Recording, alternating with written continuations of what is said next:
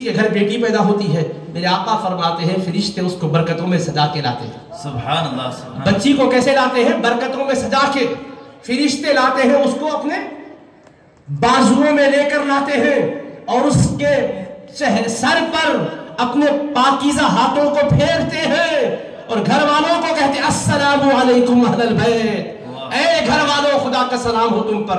سبحان اللہ سبحان بچی پیدا کیا ہوئی؟ گھر والوں پر اللہ کا سلام آ رہا ہے۔ سبحان اللہ۔ یہ خوشخبری کون سنائے ہیں بتاؤ؟ ہمارے اور آپ کے آقا و مولا نے سنائی ہے خوشخبری۔ مصطفیٰ فرماتے ہیں گھر پر فرشتوں کی نورانی جماعت نازل ہوتی ہے اور یہ کہتی ہے السلام علیکم اہل البیت، اے گھر والوں تم پر سلام ہو۔ پھر اس کے بعد کیا کرتے ہیں؟ اس بچی کے سر پر ہاتھ پھیرتے ہیں، برکتوں میں سجاتے ہیں، دلہن جیسا بناتے نا، شادی کے ٹائم پر ویسا دلہن بنا کے لاتے ہیں برکتوں میں۔ ہم کو تو نظر نہیں آ رہا ہے مگر قربان جاؤ مصطفیٰ کی آنکھوں نے کیا کیا دیکھا ہے۔ سبحان اللہ۔ ہماری نگاہ ہے تو بچی کے پیدا ہونے کو دیکھتی ہے، لیکن نگاہ مصطفیٰ دیکھ رہی ہے کہ برکتوں کی سوغات میں لائی جا رہی ہے۔ سبحان اللہ۔ اور فرشتوں کی مقدس جماعت آئی ہوئی ہے۔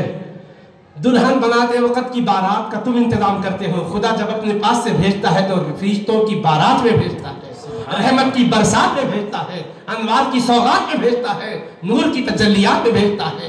ایسی نورانی شان سے لایا جاتا ہے اور کہا جاتا ہے السلام علیکم اہل البیت، اے گھر والوں تم پر سلام ہو۔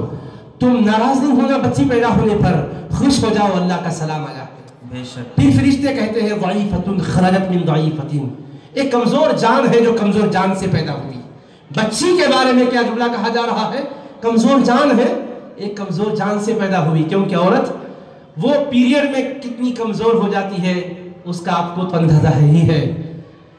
وہ مرحلہ اس کے لیے بہت ہی تکلیف کا ہوتا ہے، تو اللہ کے فرشتے بولتے ہیں ارے نادانو، اپنے گھر بیٹی پیدا ہونے پر بیویوں کو کوسو مت، ان پر سخت جملے بول کر دل نہ دکھاؤ۔ رب فرشتوں سے کہہ رہا ہے ضعیفۃ خرجت من ضعیفۃ، کمزور جان ہے، کمزور جان سے آئی ہے، کمزور جان سے پیدا ہوئی ہے۔ القیم علیہا معان الی یوم القیامہ، جو بچی کی دیکھ بھال کریں گے، جو بچی کا خیال رکھیں گے، جو بچی پر خرچ کریں گے، کھلائیں گے پلائیں گے، پالیں گے پوسیں گے، جو اس کے ساتھ قربانی دیں گے، قیامت تک ان کی مدد اللہ کی بارگاہ سے ہوتی جائے۔ سبحان اللہ سبحان اللہ۔ تو بچی پیدا ہوئی تو کیا لے کر آئی بولیے؟ اللہ کا سلام، اللہ کی رحمت اور قیامت تک خدمت گزاروں کے لیے برکت اور مدد لے کر آئی ہے۔ سبحان اللہ۔ اب بولو کمزور آ کر کیا دی ہے؟ ارے ہم پیدا ہونے پر کیوں ناراض ہو رہے ہیں؟ شادی کے موقع پر جو کچھ بھکاری لوگ مانگتے ہیں وہ مانگ کی وجہ سے پریشان ہوتے ہیں، اس لیے کہ بعض جگہوں پر یہ جہیز کا مطالبہ، پیسوں کا مطالبہ اور جوڑے ہونے کی رقم کا مطالبہ ہے، اس کی وجہ سے بچیاں پریشانی کے عالم میں ہوتی ہے، ماں باپ پر بوجھ بنی ہوئی رہتی ہے، وہ صورتحال کو دیکھ کر وہ گھبراتے ہیں۔ ہمارا مذہب اسلام نوجوانوں یہ نہیں کہتا ہے کہ شادی کے موقع پر کپڑے بھیک مانگو لوگوں سے، کھانے کے لیے وہاں پر سوال کرو، پلنگ اور بستر کا سوال کرو۔ اب تک میں فقیری اور غریبی میں جی رہا تھا، اچھی گھڑی سی مجھ کو چاہیے، اچھا جوڑا چاہیے، گاڑی اور موٹر چاہیے، اور مجھ کو سونے کے لیے پلنگ اور بستر چاہیے۔ اپنے بازو میں قوت پیدا کرو، دست و بازو میں طاقت پیدا کرو، کسی کے اوپر بوجھ بن کر بھیک مانگنے والے نہ بنو، بلکہ منگتوں کی جھولیاں بھرنے والے بنو، کمزوروں کا سہارا بننے والے بنو، یتیموں پر شفقت کرنے والے بنو، مظلوموں کی حمایت کرنے والے بنو، بے انتہا شفقتوں کے ساتھ رحمتوں کے ساتھ اوروں کے کام آنے والے بنو۔ یہ بھیک مانگنے کا جو اسٹائل ہمارے نوجوانوں نے اختیار کیا ہے یا ان کی طرف سے ان کے سرپرستوں نے اختیار کیا ہے، اس کی وجہ سے بچی کی پیدائش پر لوگ ذرا گھبرا جاتے ہیں۔ ایک شاعر نے ایسے ہی حالات کا قصیدہ پڑھتے ہوئے کہا تھا وہ دن نہیں ہے دور کے مانگے فقیر بھی، اللہ کے نام پر ہمیں ماروتی کار دو۔ اب یہ مسجدوں کے باہر، درگاہوں کے باہر فقیر بھیک مانگنے کے لیے تھوڑے پیسے چاہیے بول کے بول رہے نا، آگے چل کے شاید یہ بولتے ہوں گے اللہ کے نام پہ سیٹ ذرا ماروتی کار دو۔ آپ پوچھیں گے ماروتی کار کیوں مانگ رہا بھائی؟ کہیں گے ارے صاحب داماد مانگا تو دیے تھے، وہ بھی ایک مانگنے والا تھا، میں بھی مانگنے والا، گھر کے اندر آ کے مانگا تو دے رہے تھے اور ہم باہر ٹھہر کے مانگے تو نہیں دیتے کیا؟ تو یہ مانگنے کا اسٹائل آج کتنوں کو پریشان کر رکھا ہے، اور وہ مانگنے والے الگ رہتے، مستر خامہ خواہ جو رہتے وہ بھی الگ رہتے۔ خامہ خواہ جو لوگ آتے دیکھو بیچ میں ساتھ ساتھ، ان کا کیا تعارف ہے؟ خواہ من خواہ، ہر ایک کا ایک پوسٹ ایک عہدہ ہوتا نا جی، آپ کیا ہے ڈاکٹر صاحب، آپ کیا ہے انجینئر صاحب، آپ کیا ہے فلاں صاحب، آپ کیا ہے، یہ بیچ میں بڑھ چڑھ کے بولتے نہیں، یہ تو دیتے ہیں، یہ تو دینا ہی چاہیے، یہ تو آج کل سبھی دے رہے ہیں، اس طرح سے جو بڑھا چڑھا کے درمیانی بن کے مانگتے نا، ان کا میرے پاس لقب ہے مسٹر خواہ مخواہ. سمجھ گئے؟ نہ ادھر نہ ادھر، بیچ میں الجھانے کا مزاج رکھنا چاہتے ہیں، حالانکہ بننے والے معاملے کو کبھی بگاڑ بھی دیتے ہیں یہ مسٹر خواہ مخواہ صاحب. تو ایسے مسٹر خواہ مخواہ کا دور ہے.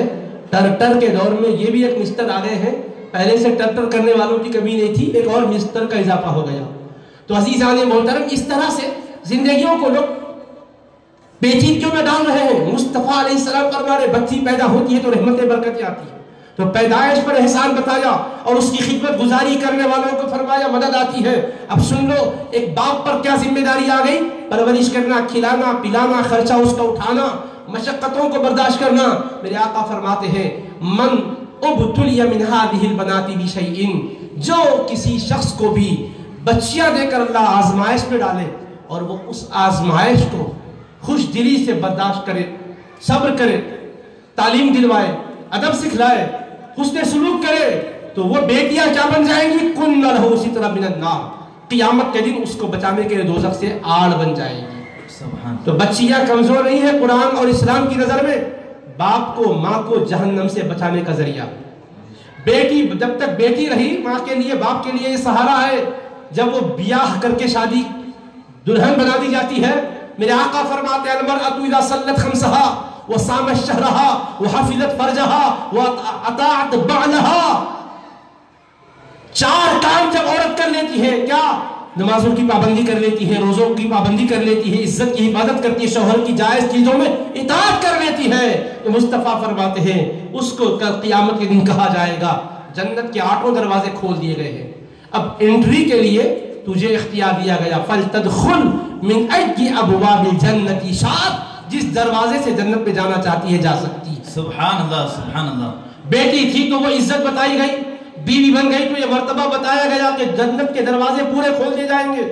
روزے داروں کے لیے ایک دروازہ، نمازیوں کے لیے ایک دروازہ، صدقہ خیرات کرنے والوں کے لیے ایک دروازہ، اور روزے والوں کا دروازہ کیا ہے؟